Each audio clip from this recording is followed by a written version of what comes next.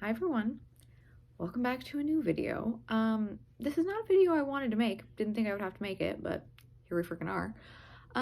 If you in the last day or so have been on the internet at all, then you would have seen that F1's decision to formally reject Andretti is everywhere, and everyone is talking about it. As they should be, because it's stupid. Full stop, it's stupid. For years, absolute years, they have been marginalizing the American market, but now they want the American fans to spend their money, spend their time, and spend the energy, but they don't want to give them anything in return, which is a true American team. Ain't nobody out here caring about Haas as an American team. No, absolutely not. And it just proves the things that we've all been saying and the things that we've all been getting shit for, which is the fact that their disdain as a sport for America and American drivers and American teams is at an all-time high.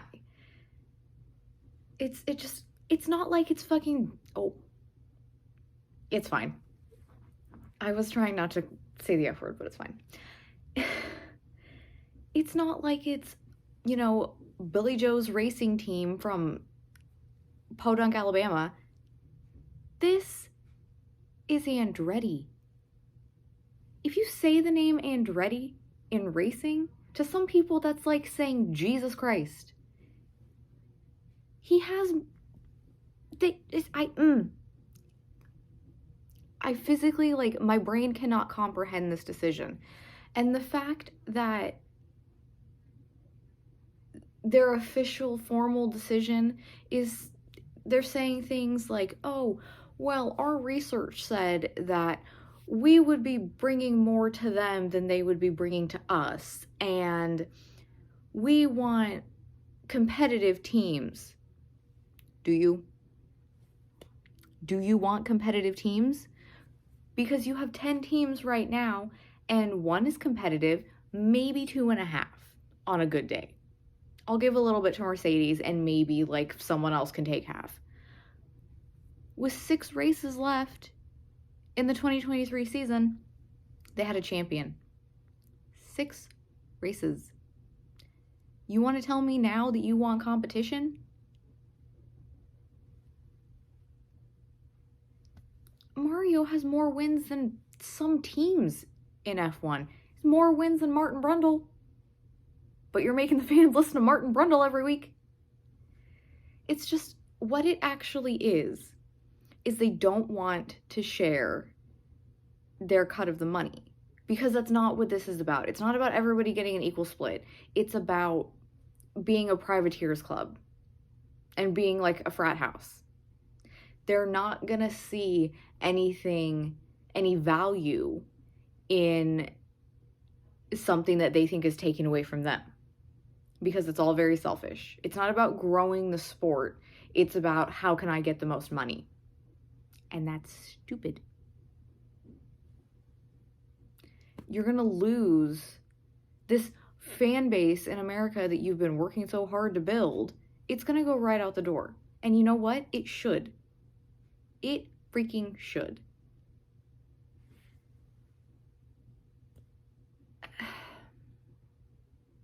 It's just, it's hard to comprehend that a whole sport can be this mismanaged. I mean, we see things happening all the time. We're like, what are you guys doing over there? But this is top tier asshattery. It is. And I genuinely think that American F1 fans have to walk away. They have to. The disrespect, let's look at what happened in Vegas. The disrespect for that whole entire situation as it was, and then putting the race on so late. They wanted the prestige of, ooh, Las Vegas.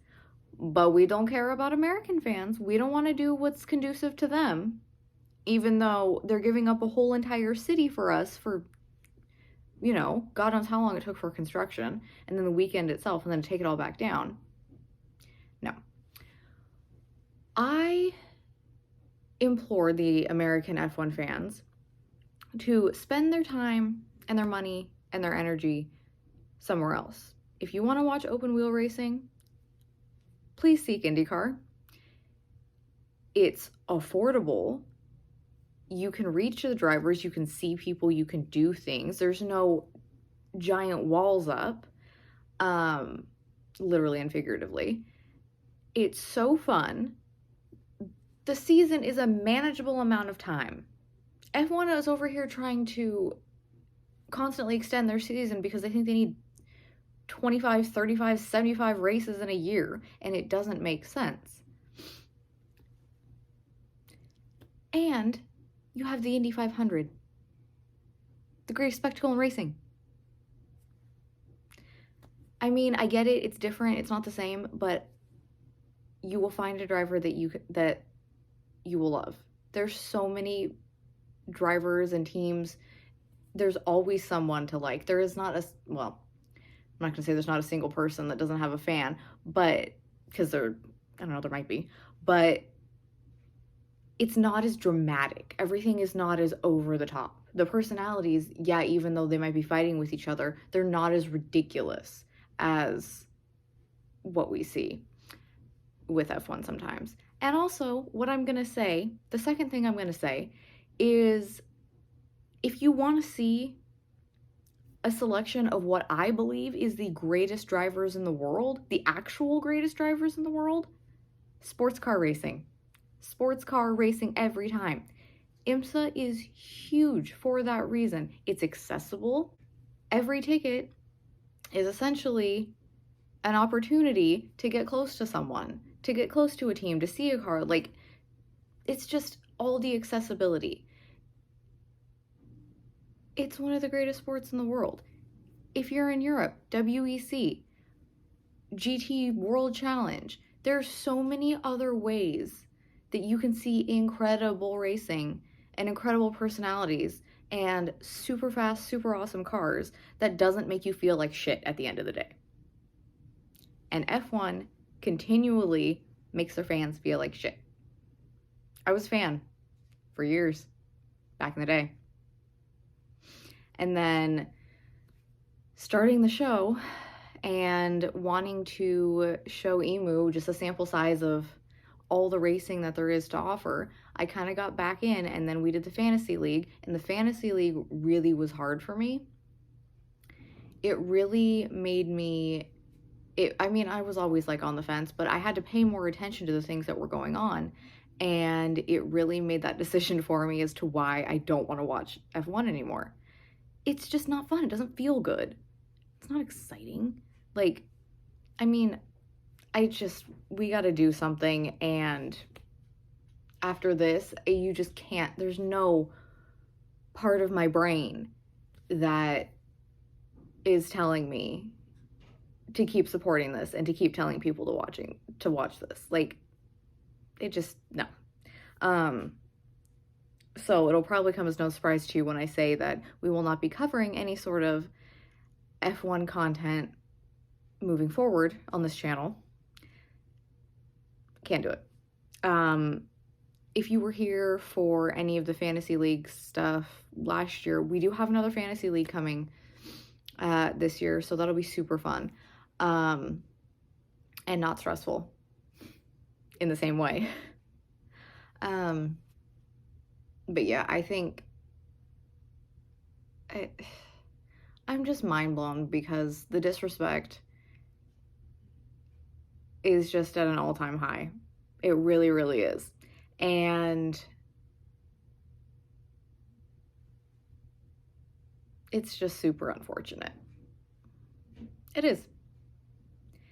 But if this is what it takes, the backlash that I've been seeing for them to realize that, it probably won't, but hopefully it'll show them that you can't just continue on in this way.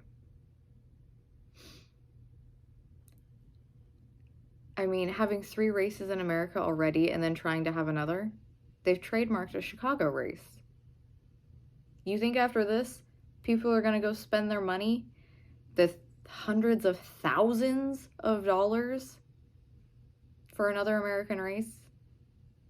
Absolutely not. Also, lower your merch prices. Lower your freaking merch prices. That is ridiculous. It should not be $100 for a hat. That's ridiculous. Just as a side note. No. No.